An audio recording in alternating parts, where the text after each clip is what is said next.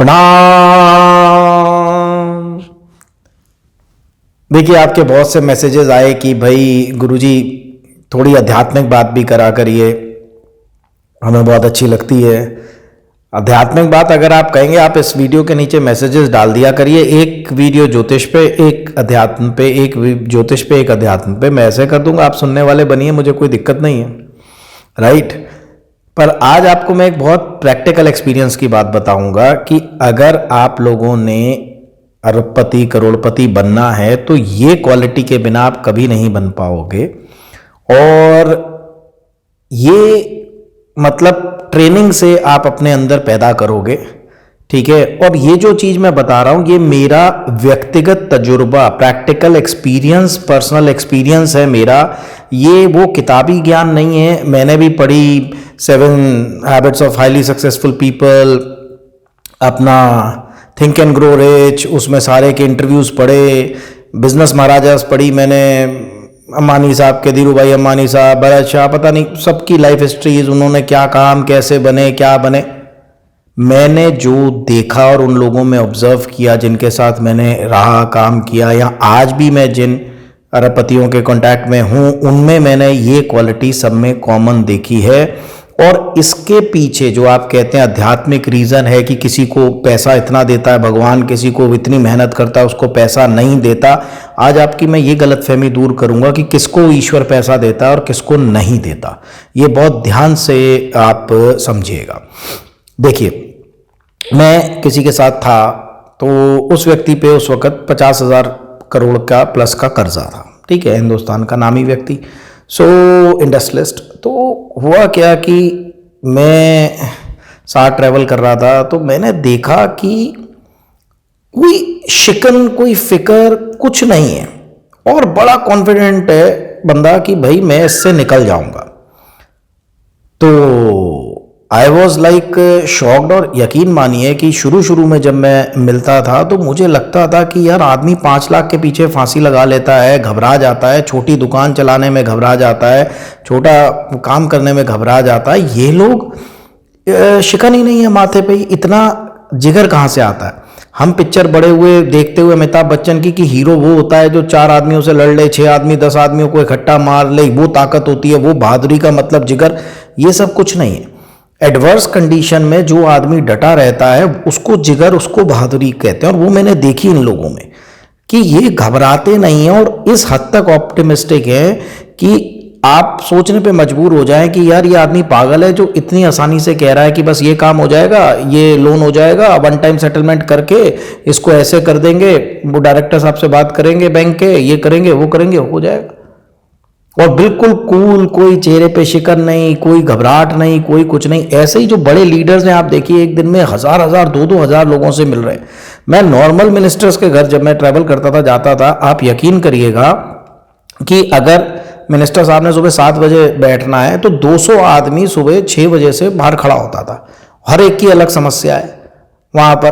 अब इतने लोगों से मिलना, यहाँ 5 लोगों से 10 लोगों से मिलकर आदमी को लगता है अरे भाई बस हो गई हमारी। तो अब आपको मैं इसका आध्यात्मिक रीजन बताता हूं, आप बहुत ध्यान से सुनिए।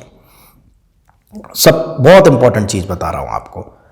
मान लीजिए कि आपने अपने बेटे को, अपने पुत्र को, अपने भाई को एक दुकान खुलवा के दी। अब वो इतनी टेंशन में रो रहा है, अरे डेड स्टॉक हो गया, ग्राहक नहीं आ रहा, अरे नौकर परेशान कर रहे हैं, अरे ये नहीं है, रो रो रो। तो क्या आप उसको बड़ा शोरूम दिलवाएंगे? आप कहेंगे नहीं, मेरा बेटा तो पागल हो जाएगा, ये बेचारा अभी इतनी टेंशन में, छोटे काम में, इसको मैंने कल को बड़ा काम दे दिया तो ये तो क्या करेगा, साइकेट्रिस्ट के पास जाएगा। चलिए मैं एक और एग्जांपल से समझाता हूं। एक हमारे ऑपोजिशन के लीडर है, मैं नाम नहीं लूंगा, ठीक है, मैं जानता हूं पर्सनली, दिल के बढ़िया आदमी है, कोई अच्छे चोर उचक्के नहीं है, बढ़िया लड़का है, अच्छे बंदे हैं।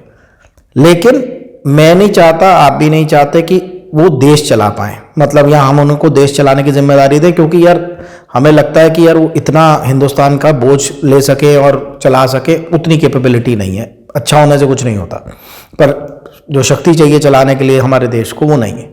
तो जब हम जैसा आम आदमी ये सोचता है कि यार ये आदमी, अगर कोई भी व्यक्ति है जो डीसी बनने के लायक नहीं है, डिस्ट्रिक्ट मजिस्ट्रेट, वो घबरा जाता है, अरे यहाँ दंगा हो गया, यहाँ लॉ एंड ऑर्डर सिचुएशन हो गई, या ये प्रॉब्लम आ गई, या ये जाम लग गया, या ये धरने लग रहे हैं, कैसे करूं, मुझसे डिस्ट्रिक्ट नहीं संभाला जा रहा, तो क्या हम उसको सीएम बनाएंगे? क्या हम उसको सीएम जो नहीं अच्छा बन पा रहा, क्या हम उसको पीएम बनाएंगे? आपको मुझे ये समझना है कि हम जैसे आम इंसान की ये सोच है कि अगर मेरा बच्चा बहुत टेंशन में है एक छोटी दुकान पे, मैं इसको बड़ा शोरूम नहीं खुलवा सकता, इसके बस का नहीं है, इसकी कैपेबिलिटी नहीं है, ये घबरा जाता है, छोटी छोटी चीजों पे रोने लगता है।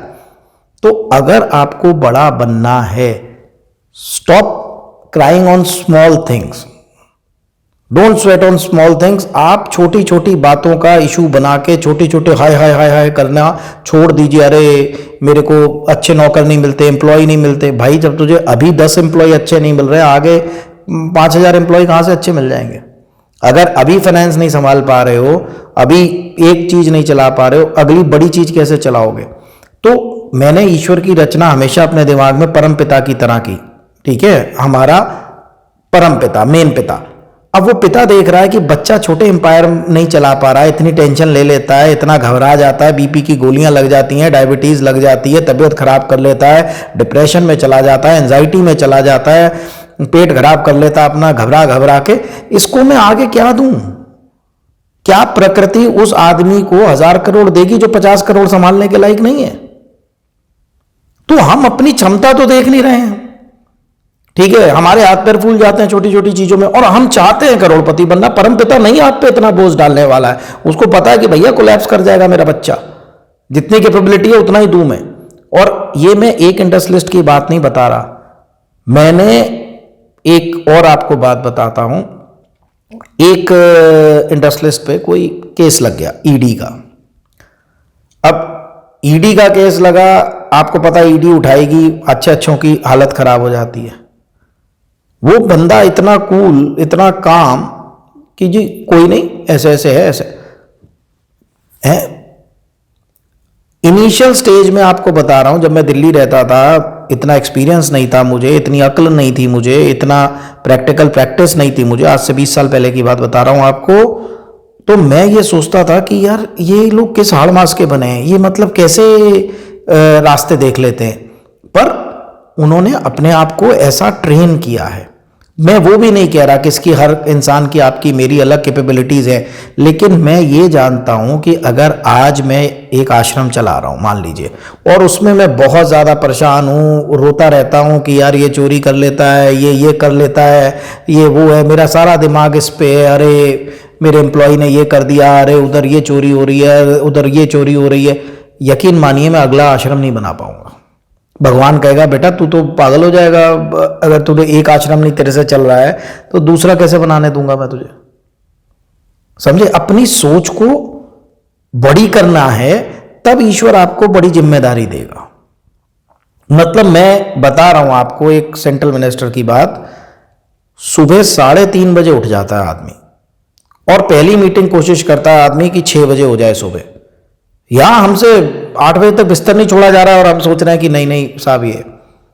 आपको मैं यकीन बताता हूं, आप लोग, जो लोग, बहुत से लोग हैं जो फिल्म स्टार्स को अंदर से जानते होंगे, जो बड़े फिल्म स्टार्स हैं, ठीक है, जो लोग नहीं जानते उनको बता दूं, जो लोग यहां बैठ के कहते हैं ना कि अरे बॉडी बना ली तो क्या, इनकी तो रोजी रोटी है बॉडी बनाना, तो क्या आपकी रोजी रोटी पेट फुला के घूमना है? आपकी रोजी रोटी ओवरवेट होना है?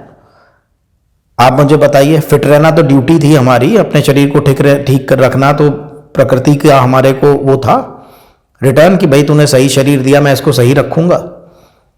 आपको यकीन मानना, जिस लेवल की मेहनत ये लोग करते हैं ना, आदमी का दिमाग घूम जाए। 18 घंटे मैंने काम करते देखा है जब मैं बॉम्बे रहता था।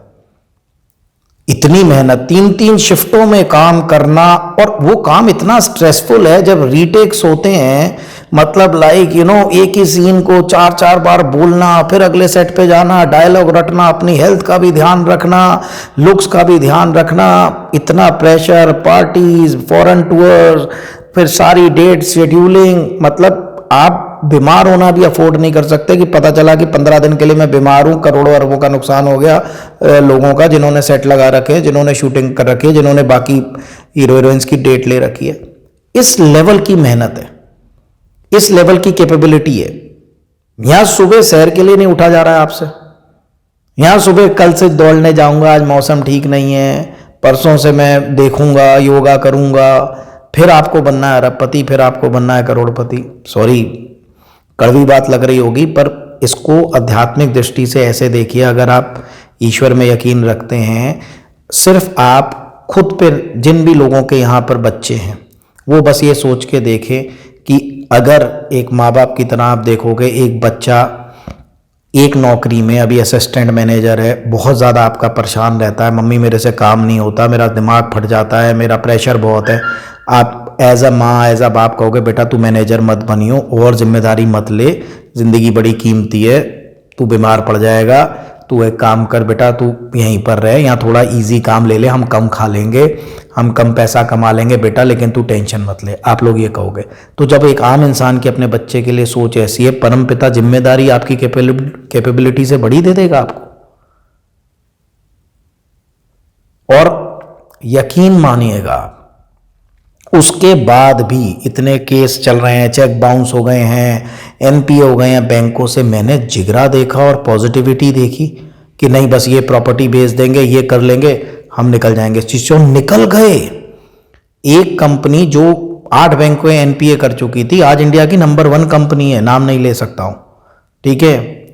कितने इंडस्ट्रियलिस्ट मैं जानता हूं जो बैंकरप्सी के बाद भी वापस सरवाइव कर गए, क्योंकि वो मेंटली हार मान ही नहीं रहे हैं और जिगरा इतना है कि परवाह नहीं है कोर्ट के नोटिस की, किसी भी चीज की। यहां एक आम आदमी के दरवाजे पे पुलिस वाला आ जाए, उसको रात को नींद नहीं आती, डर जाता है बुरी तरीके से। और वो लोग इनकम टैक्स के केसेस की, जीएसटी के केसेस की, सेल टैक्स के केसेस, जो भी मतलब लाइक बड़े इजीली हैंडल कर रहे हैं। तो आपकी दिमागी क्षमता क्या है? अगर आप अपने एग्जिस्टिंग काम को रो रहे हो, आपसे आपकी पोस्ट नहीं संभाली जा रही, आपसे आपकी ये नौकरी में इतना प्रेशर आप फील कर रहे हो, तो आगे बढ़ने का ख्याल त्याग दो आप। और अगर आगे बढ़ना है तो परम पिता को ये दिखाओ कि यार ये काम, ये तो मैं आसानी से हैंडल कर लेता हूं, मेरे पास तो टाइम बचता है, ईश्वर मुझे और काम दे, वो देगा। ये काम तो मैं बड़े बढ़िया तरीके से, बिजनेस मेरा तो बहुत अच्छा चल रहा है, मेरे पास तो खाली समय है, ईश्वर मुझे एक फैक्ट्री और लगाने दे, वो लगाने देगा। अपार्ट फ्रॉम ग्रह नक्षत्र में बात कर रहा हूं मैं। आपने बहुत कहा कि थोड़ा सा आध्यात्मिक बात करिए, तो मैं अध्यात्म के साथ साथ आपको, मैं ईश्वर की सोच मैं सोचता हूं परमपिता की तरह। तो मैं सीरियसली आपको बता रहा हूं कि अगर किसी का बच्चा बहुत टेंशन में है, तो माँ बाप यही कहेंगे बेटा 50,000 की जगह 40,000 घर आ जाएगा, तू कोई आसान नौकरी कर ले, तू ये छोड़ दे, तेरा सेहत चली जाएगी। तो याद रखिएगा, उसको आपने दिखाना है कि आप में क्षमता है और आप अभी जो काम कर रहे हो, अभी जो नौकरी कर रहे हो, उसको बहुत बढ़िया तरीके से आपने संभाला हुआ है और आप में ये कैपेबिलिटी है कि आप इससे बड़े चीज़ को संभाल सको, इससे बड़ी फैक्ट्रियों को संभाल सको, इससे बड़े बिजनेसेस को संभाल सको, इससे बड़ी जिम्मेदारी को संभाल सको। तो अभी जो जिम्मेदारी आपको दी गई है उसको अच्छे से संभालो, बिना घबराए, बिना अपनी सेहत खराब करे, बिना अपने हाथ पैर कंपाए, मजबूती से टिके रहोगे, ईश्वर आपको और बड़ी जिम्मेदारी देगा। आई होप आपको बात समझ में आई होगी, ठीक है। मैं चाहता तो अभी कुछ नाम लेके और आपको 10 एक्सपेरिमेंट्स दे सकता था, 10 एग्जाम्पल्स दे सकता था, पर फिर वही वीडियो लंबी हो जाती है ज़्यादा। तो ये चीज़ है, तो ये देखिएगा कि आपकी क्षमता क्या है। रोते हैं, एक्सक्यूजेस देते हैं, एम्प्लॉयज़ पे डालते हैं, चीज़ों पर डालते हैं, फिर नहीं होगा। अब मेरे पास कॉर्पोरेट के कई के केस आते हैं, हमारे ऑफिस में पॉलिटिक्स बहुत है जी, मेरा दिमाग बहुत ख़राब रहता है इन चीज़ों से, बहुत पॉलिटिक्स है। अरे मेरे भाई, मंदिर की कमेटियों में जितनी पॉलिटिक्स है देख, आश्रमों की कमेटियों में, सोसाइटियों में, ट्रस्ट में कितनी पॉलिटिक्स है देख। जब धार्मिक संस्था में इंसान पॉलिटिक्स नहीं छोड़ रहा है तो कॉर्पोरेट में छोड़ेगा क्या? घर में दरानी जेठानी सास बहू में कितनी पॉलिटिक्स है वो देख। तेरे लिए स्पेशल ऑफिस कहाँ से बनवाएगा ईश्वर जहाँ पॉलिटिक्स ना हो? जहाँ इंसान मिलेगा वहाँ पॉलिटिक्स मिलेगी, वहाँ जेलेसी मिलेगी, केकड़े की तरह दूसरे टांग खींचने वाले मिलेंगे, इसी में रास्ता बनाना है। कोई ऐसा दुनिया में ऑफिस नहीं है। सरकारी भी मैंने काम किया, मैंने गवर्नमेंट में काम किया, वहाँ मैंने ये चीज़ देखी, ठीक है। मैंने प्राइवेट सेक्टर में काम किया, मैंने वहाँ ये चीज़ देखी। मैं आश्रमों में रहा, मंदिर में, मैंने वहाँ ये पॉलिटिक्स देखी। तो पॉलिटिक्स कहाँ नहीं है, गलत लोग कहाँ नहीं है। ऐसी कौन सी संस्था बनाई जाए जहाँ सिर्फ आपको अच्छे लोग मिले? अगर कोई है तो मुझे नीचे कमेंट में बताइएगा कि हाँ सब हमारे मंदिर की संस्था में एक दूसरे की टांग नहीं खींची जाती। तो ये एक्सक्यूज नहीं है। और अगर आप इतने परेशान हैं तो फिर आगे जाने का ख्याल थोड़ा छोड़ दीजिए। चाहते आप सब हैं, लेकिन आप काम करके उसको ईश्वर को नहीं दिखाते कि देख मेरी कैपेबिलिटी है, तूने मुझे मेरी क्षमता से कम काम दिया है, मेरा दिमाग है 1000 करोड़ संभालने का, 5000 करोड़ संभालने का, तूने मुझे 100 करोड़ पे बिठा के रखा है, हे ईश्वर तू मुझे ज़्यादा दे। तो खैर आज के लिए इतना ही। अपने को देखिए, बदलाव करिए और ज़्यादा पैसा संभालने के लिए बताइए ईश्वर को कि देख जो दिया वो बहुत अच्छे से संभाला, अब और दे, वो ज़रूर देगा, ठीक है। चलिए आज के लिए इतना ही। बहुत बहुत धन्यवाद, बहुत बहुत आशीर्वाद। खुश रहिए, मस्त रहिए, व्यस्त रहिए, खूब तरक्की करिए, स्वस्थ रहिए। प्रणाम।